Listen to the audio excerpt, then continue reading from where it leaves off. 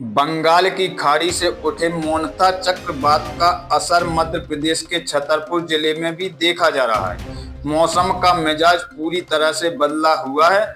आसमान में काले बादल, रिमझिम बारिश और ठंडी हवाओं का दौर चल रहा है, जिस कारण डॉक्टर सावधानी बरतने की सलाह दे रहे हैं। बीते 4 दिनों से बदले मौसम के मिजाज का असर सबसे ज्यादा किसानों पर भारी पड़ रहा है। आपको बता दें कि जिन किसानों की मूंगफली अभी खेत में पड़ी है, उनके माथे पर चिंता की लकीरें साफ दिखाई दे रही हैं। किसानों का कहना है कि अगर ऐसा ही रहा तो मूंगफली के दानों में अंकुर निकलने लगेंगे और मूंगफली की फसल पूरी बर्बाद हो जाएगी।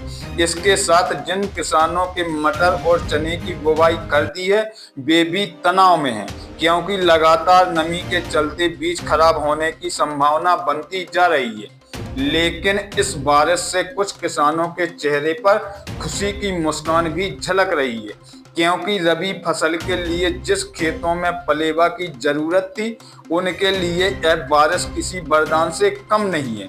मौसम विभाग के मुताबिक 31 अक्टूबर तक रिमझिम बारिश और बूंदाबांदी का सिलसिला चलता रहेगा, लेकिन 1 नवंबर से आसमान पर बादल तो अपना डेरा जमा रहेंगे, लेकिन बारिश की संभावना नहीं है। इसके बाद मौसम सामान्य होते ही ठंड का सितम बढ़ जाएगा।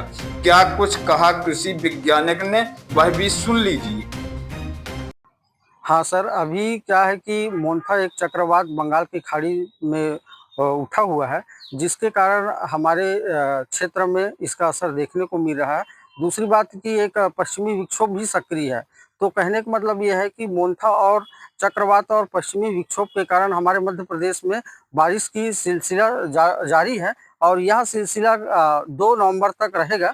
उसके बाद मौसम साफ होगा, उसके बाद पुनः फिर तापमान में गिरावट होगी और 5 या 6 नवंबर से कड़ाके की ठंड पड़ने की संभावना बनी हुई है। किसानों के लिए क्या सलाह देंगे ऐसे?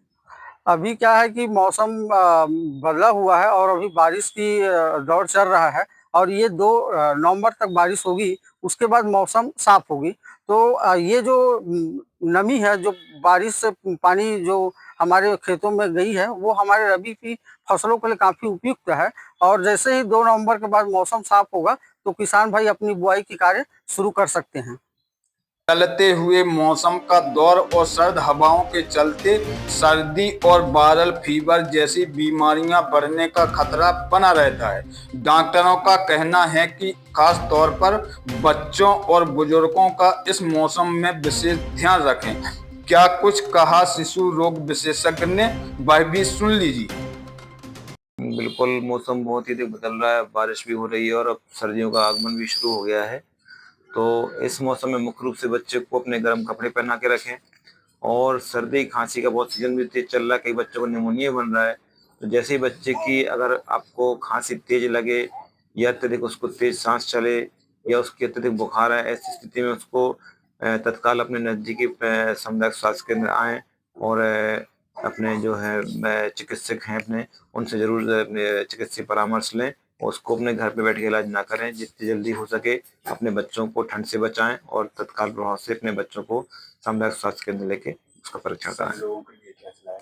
यही सलाह है कि बच्चों को जहाँ तक हो सके मतलब ठंड से बचाना है और उनके गर्म कपड़े अपने निकाल के उनको पहनाना शुरू करिए, क्योंकि ठंडी काफ़ी तेज़ी से बढ़ रही है। और अगर घर में किसी व्यक्ति को जुकाम खांसी है तो उससे थोड़ा बच्चे को दूर रखें और जब भी खांसें आसें तो वो अपने मास्क लगा के खांसें ताकि बच्चे पे इन्फेक्शन ना जाने पाए। जी।